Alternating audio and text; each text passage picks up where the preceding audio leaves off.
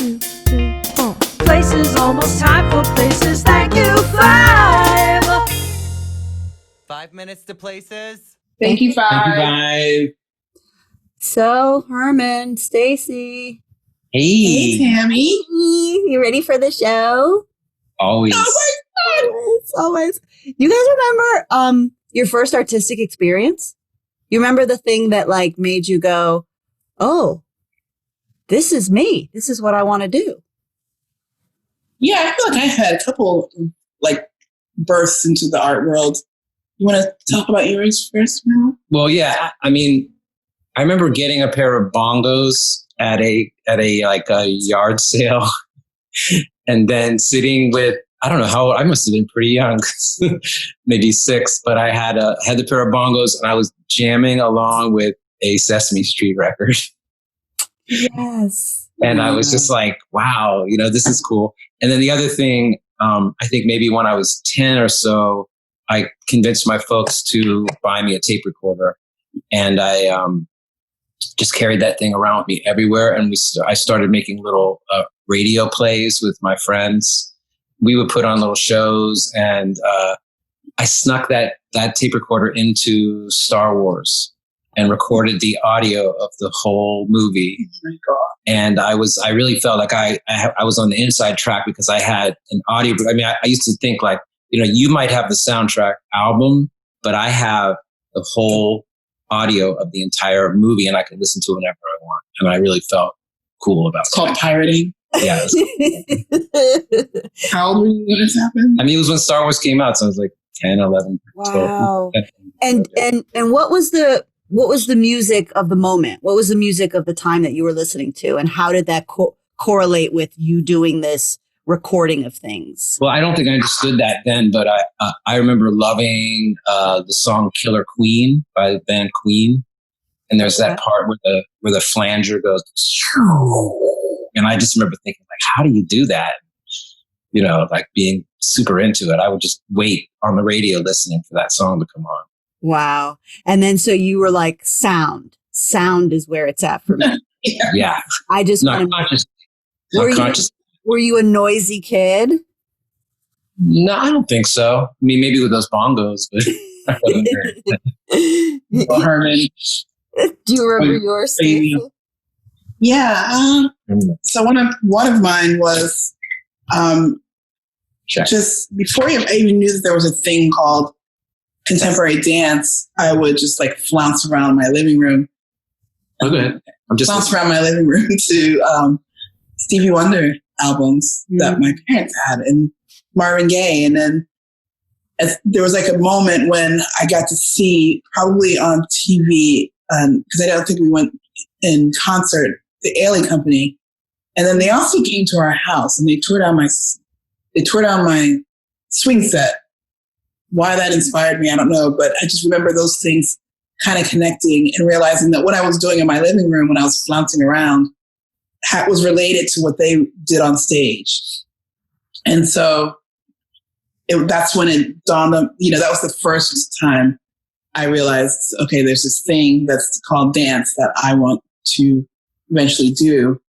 And then again, when I realized I wanted to be more well-rounded, or an artist with my husband here, was when we did that Tavia LaFonte did that couples exhibition. I think you guys were a part of that, right? With Guillermo Gomez Pena? No. It was way before that. No, we weren't a part of that. That's because that's when I first met you, Herman. That's when you first met me at that. Remember, we were paired together to do the exercise. Yeah. Oh my God. I'm sorry. I felt so ridiculous doing all that stuff. Oh, because you're a sound artist and this was all about body. Very different. Bodies and weird actor it's people. Weird, right? And now we're like in the world of no body. Sorry. I know. Yeah, but that's when we first met. We were paired together. We didn't know each other. And we were asked to do this very intimate thing, look into each other's eyes. And then like stare into each other's eyes and then move together. I was like, this is so corny. That's how I felt. I'm sorry. That's okay. I'm on the sound music side. So I was just like, I don't want to do this stuff, but I did it. So Staycee, you had Alvin and Ailey come through your TV into your life. Yes. Do you remember the first time you saw live dance? You know what? I think the first time I saw live dance, I was actually a part of the performance. Okay. Marilyn Coleman was her last name's not Coleman. That's another Marilyn. Yes. Marilyn was her first name. I'll have to try to remember her last name. But she had a studio in Columbia, Maryland, and she would choreograph and put on all these shows, and she used us students as the performers in it. And it was, when I think about it, it was pretty progressive for the time and for the place. Like, it was such a regional place. And she had studied with Joyce Tressler. And so she had all this, like, she was just very passionate about it. And she's still around, I think, and her studio's still around. But I don't think she actually choreographs anymore.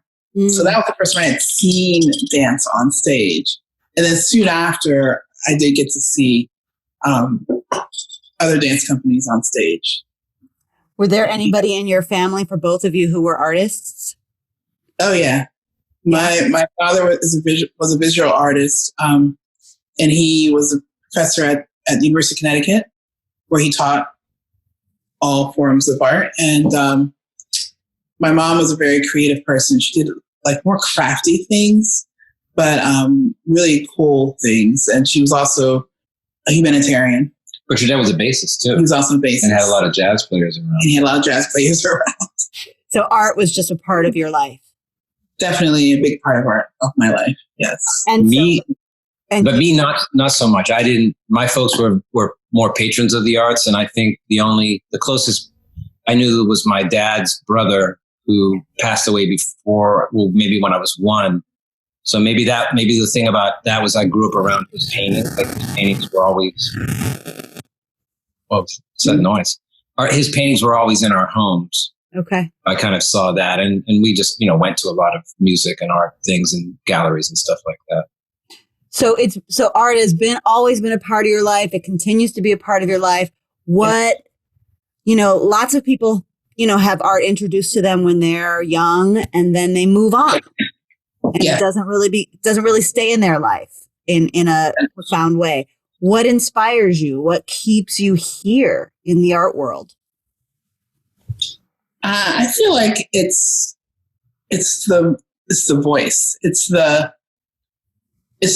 way in to communicating with our communities and in our world, and a way to say something that that other people who don't articulate themselves through their creative voice don't get to. And that's not the reason why, but it's a gift, and I feel like we have to honor it. So that's what keeps me going. Like, I get to do this thing, and I get to share it with others, either people that want to do it as well, or people that are interested or entertained by it. So therefore I must do it. Like, there's no real choice in the matter. Does that make any sense? Totally. Absolutely. I mean, like, it's so hard to maintain a life in the arts if you don't have to do it. Why would you? Yeah, exactly. Exactly. And for you, Herman, what inspires you? What keeps you here? I don't know, so much. I mean, I just get a lot of ideas, and I feel for some reason obsessed with doing them, even if they're going to be hard.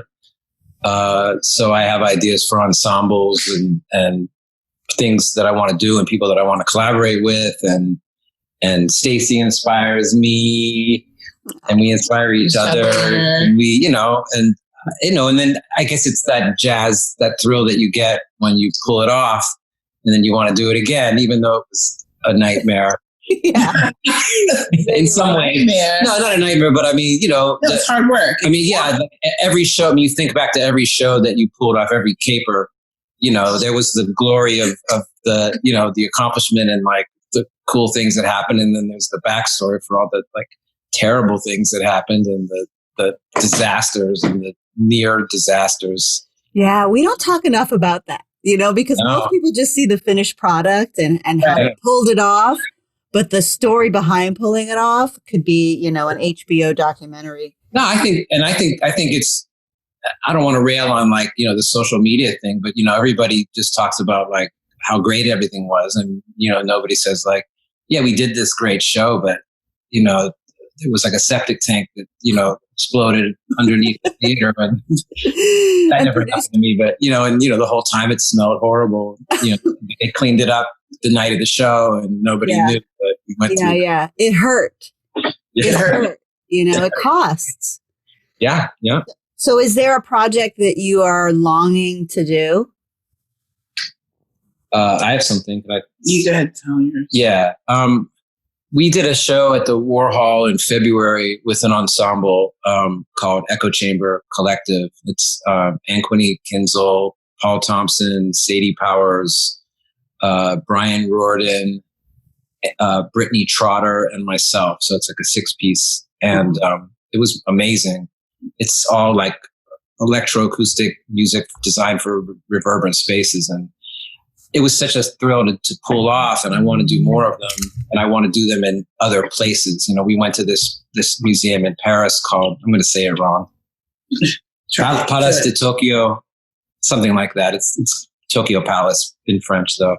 And there was this space there, and I just realized like, we could take these to all kinds of beautiful spaces and do the performances there. I think it'll happen one day, but it's a ways off now. Yeah. Yeah. What about you, darling? We're not traveling anywhere for a while. Yeah.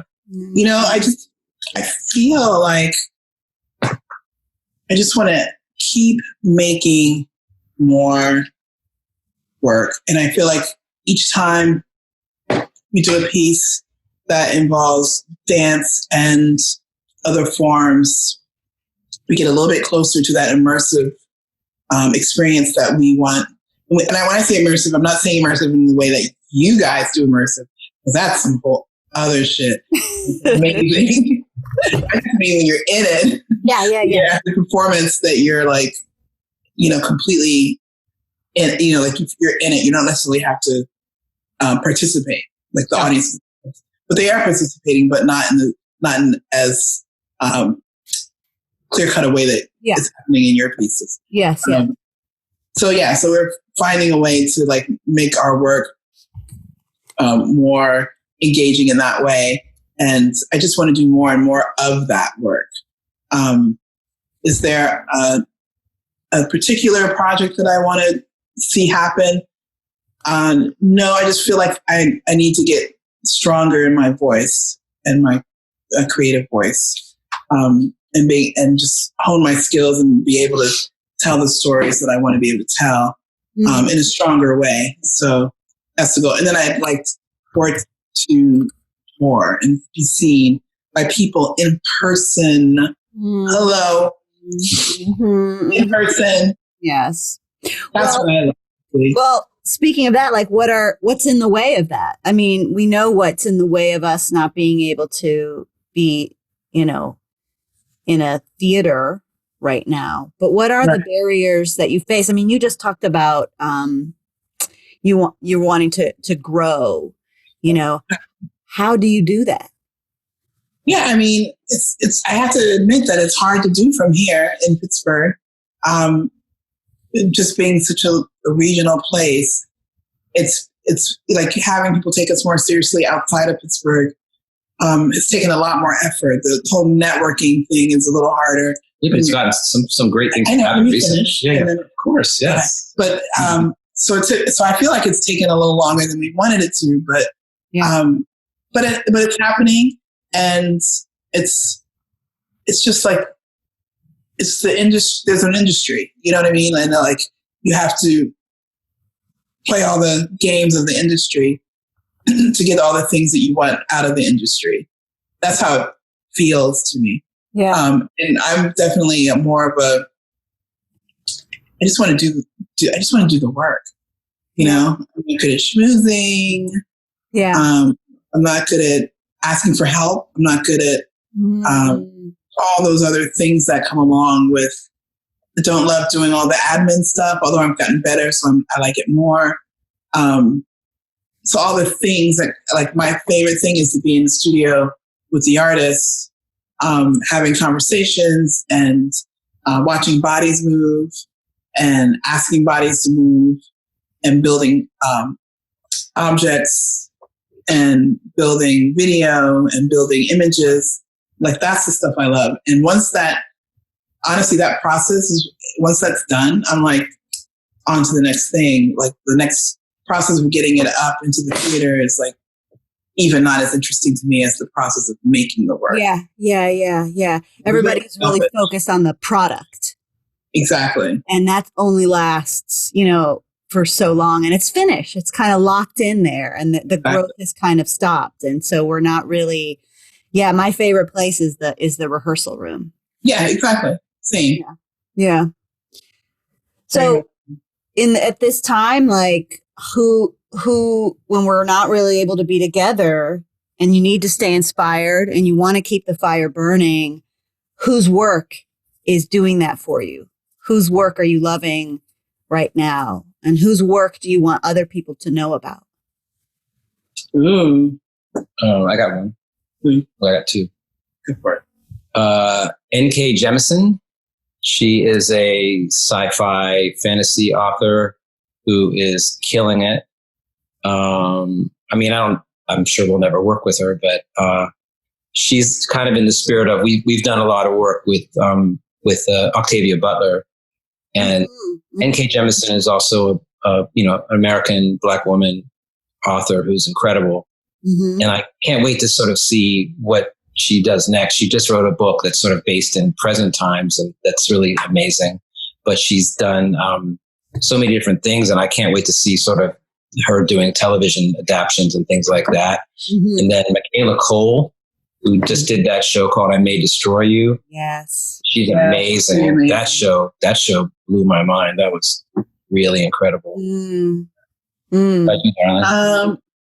I keep thinking about closer in. I think about One Hood Media and how they continuously hold the community at the center. Well, they're also, sorry, my makeup's flying all over. They also continue to make art.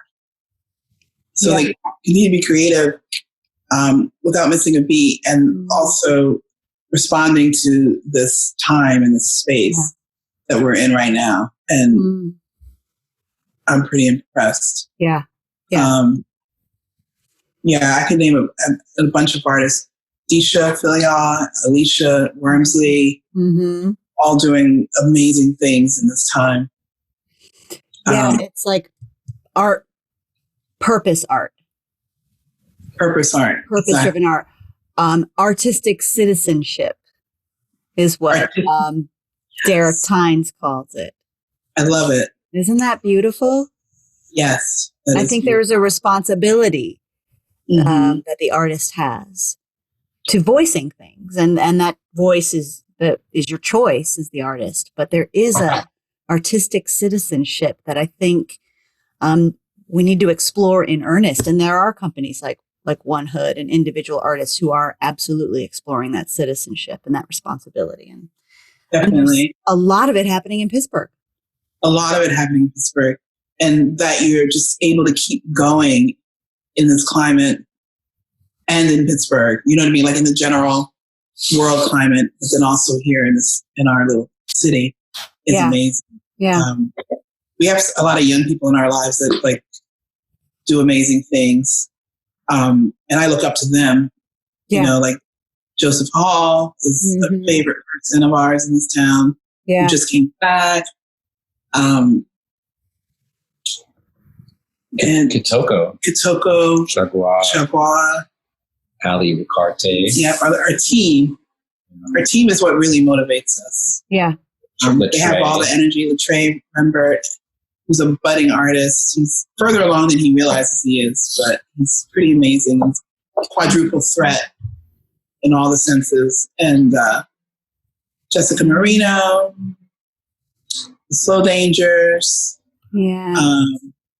Joy Marie Thompson. Like there's so many young artists that we just love, and I don't think they realize, Jasmine Hearn, I don't think they realize how they always admit to like us helping them, but they don't understand how much they give to us. Yeah. You know what I mean? Like, yeah. I mean, the performing arts, it's you can't do it by yourself. It is the most collaborative art form. We need each other. We do need each other. And now Now more than ever, you know? Yes. Places. Oh, It's showtime. Yes. we gotta go. You guys are on Yeah. first. Your makeup's amazing, by the way. Yes. Well, as the swamp woman, I have, a responsibility to this Well, look. Mayor. Break a leg and Mayor. Have a wonderful show. We'll see you out there. See you on the boards. Thank you for